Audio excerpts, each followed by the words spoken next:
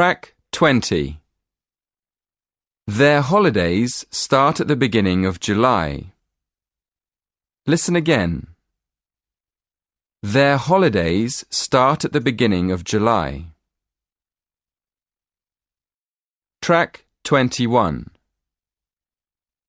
When you start university, you'll probably find it's not all that easy to balance the time you spend on studying with the time you spend going out with your friends. In fact, one of the biggest problems you'll have is managing your time. Of course, it's perfectly understandable. I mean, in many cases, it's probably the first time you'll have lived away from home, so you'll have to do lots more things for yourself, like buying your own food, washing your clothes, and managing your own money. At the same time, there's no one there to tell you what time to come home at night, or what time to get up in the morning.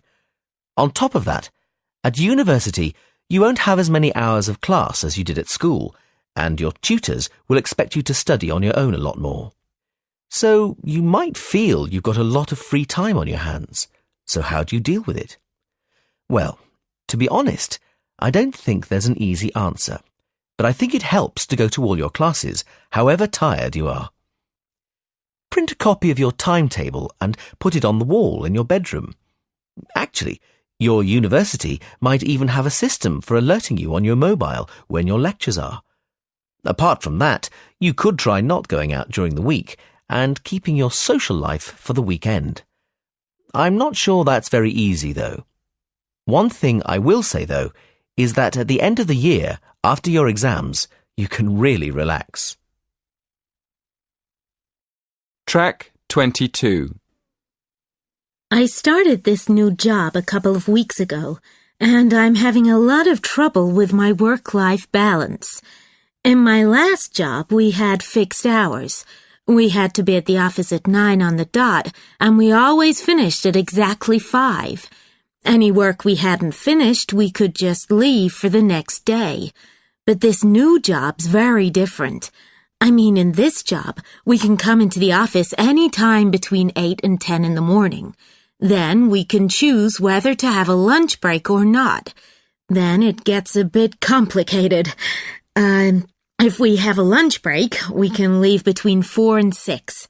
If we don't have a lunch break, we can go home between 3 and 5. Okay, well, at first this system sounded really good, especially for me because I have young children. But the problem is that if we haven't finished our work, we have to finish it off at home. So it's actually very difficult to draw the line between work and home. For example, on Mondays, I can leave the children at school, go to the gym, and get into the office quite late. But I can't take a lunch break because I need to leave early to pick the children up from school. They come out at 4. And then I have to work from home in the evening to finish what I have to do. Track 23. If you look at this chart, you can see how we plan our projects. This one is a survey we're working on this year about where people like to shop. Okay. Well, we always start by having a team meeting. That's in the first column called tasks. So, in this team meeting, we decide what we need to do, who's going to do it, and when it's got to be ready, right? So, you can see here in the second column, we've got the start date of the project. That's the 23rd of January. That's the same day we have the team meeting. If you look down the tasks column, you can see that the first thing we have to do is write a draft questionnaire. You know, like an outline of the questions we want to ask. Then we have to check the questionnaire to make sure the questions are right. If you look at the lines in column 3, you can see the dates when we have to complete important tasks in the project. These are what we call milestones in the project. For example, when we've checked the questionnaire on the 25th of April, we'll have reached a milestone, and when we've completed the survey on the 30th of June, we'll have reached another milestone. On the 15th of August, when we finish entering the data on the database, we'll have finished the first phase of the project. The second phase of the project involves writing the report. We'll be doing that between the 15th of August and the 15th of September, and that's the deadline for the project to be handed to the client. Track 24.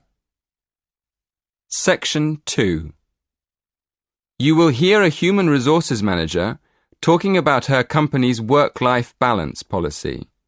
First, in the exam, you will have 20 seconds to look at questions 1 to 5. Listen carefully and answer questions 1 to 5. In our company, we believe that our employees are more productive, they work better if they're happy. Naturally, we have to make sure the company makes a profit, but at the same time, we need to think about the physical and mental health of our employees. We do understand that they aren't just working machines, so we have a policy of helping them find a fair balance between their work and their private lives, what we call a work-life balance. We do this in several ways. Firstly, we have a family-friendly policy, so parents can look after their children when they're very young. For example, sometimes they need to work flexible hours, times that aren't fixed. Other times, parents have to work part-time, and quite a lot work from home. Another example of our family-friendly policy is our generous maternity leave package. In our company, we allow women who've had a baby to take a whole year off work after the baby's born. And of course, while they're away, their jobs are protected. Before you hear the next part of the talk, in the exam, you will have 20 seconds to look at questions 6 to 8. Track 25. Now listen and answer questions 6 to 8. Because we want our employees to be happy, we carried out a survey recently to find out which working patterns are really most popular. In general, our staff prefer to work at the office. In fact, nearly half come in during regular office hours, from 9 to 5. Anyway, we also asked about part-time work, working from home, and another option, job sharing.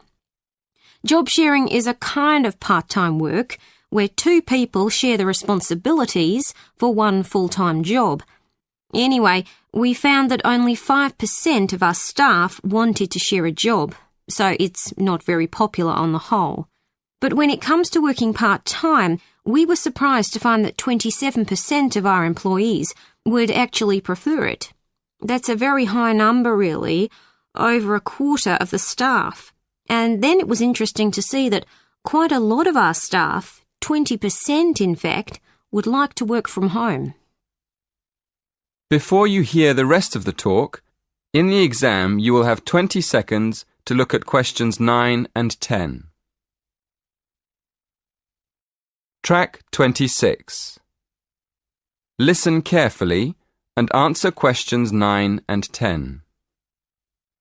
I'd like to give you an example of the kind of person who benefits most from our family-friendly policy. Sally is one of our assistants in accounting who has 2 small children. Sally's husband travels abroad a lot, so she has to look after the children on her own most of the time. Both the children go to a nursery early in the morning. So we've agreed that Sally can come in at 8 o'clock after she leaves the children. At lunchtime, Sally's sister picks the children up from the nursery. But she has to go to work herself at 3 o'clock, so Sally leaves the office at 2 to collect the children from her sisters, and she makes up the extra time by finishing her work at home. That is the end of section 2. In the exam, you will have half a minute to check your answers.